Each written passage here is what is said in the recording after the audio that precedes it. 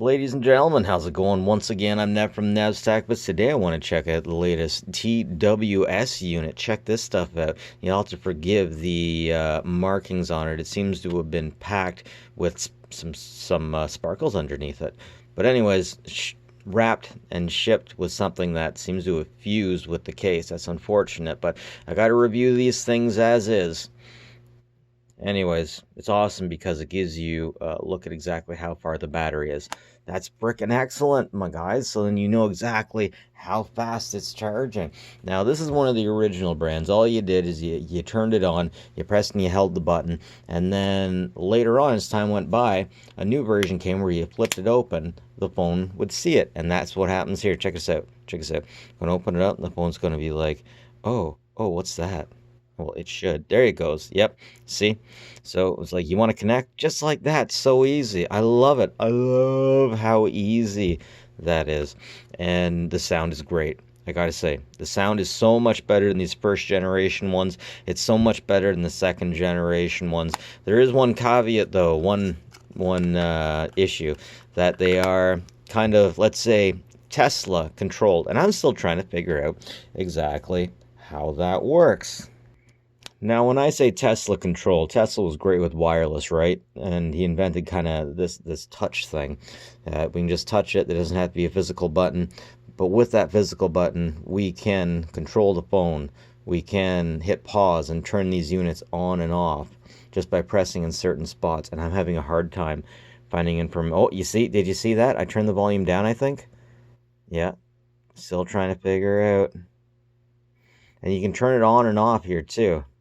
But I'm having a hard time figuring out exactly where. Now, like I was saying, there's a lot of controls that go on in here. When you want to use this and when you want to put it back in your ear, make sure you hold it by down here because it keeps coming out of my ear. So I push it in and then it turns it off. That's not the nicest thing. Anyways, you tap and then, you can see it pause and play. There's more to it. I was getting it to go to the next track by molesting it that away, but I can't get it to happen now that I'm on camera. Oh, come on, baby. Just go to the next track. What do you say? I can't. I have a headache. These units seem to be a lot easier to get off if you can actually manage to get a side off. They're actually serviceable somewhat if you're good enough with this kind of stuff. Look at that. Geez, I wonder if I can see this little microchip right. Yeah. Almost. Not bad.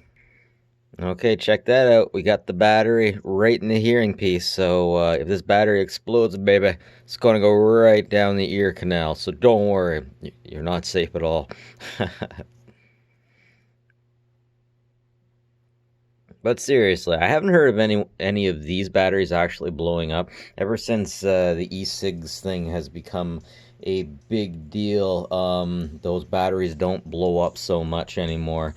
And the only time I've ever heard about one of these ever catching fire was actually from the cable on the outside. I don't think that was ever settled, but haven't heard anything about that, anything like that since. So kind of interesting, and I'm trying to figure out how it does. How does it know?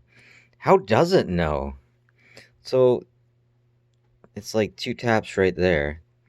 Is that the sensor? Is that the sensor?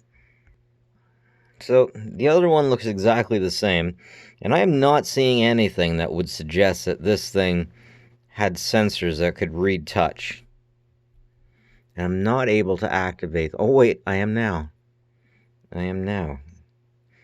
Maybe it's that thing. Let's see if I can get a good focus on this. This is a very small piece. Is it possible that this chip... So here's the underside of the unit.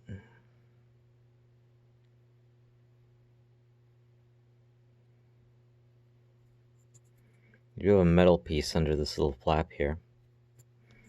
But I am not seeing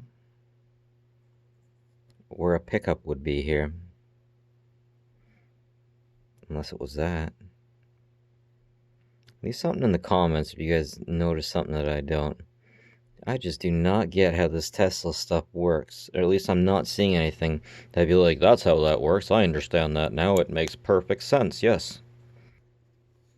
Anyways, folks, here's the inside of the case. We got a spicy pillow right there.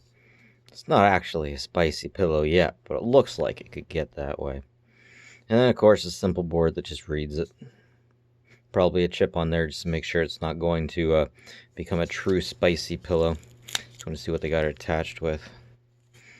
Yeah, just a piece of styrofoam of some sort. Alright, so pretty cool. I would be happier with them if they didn't have this Tesla touchscreen kind of thing.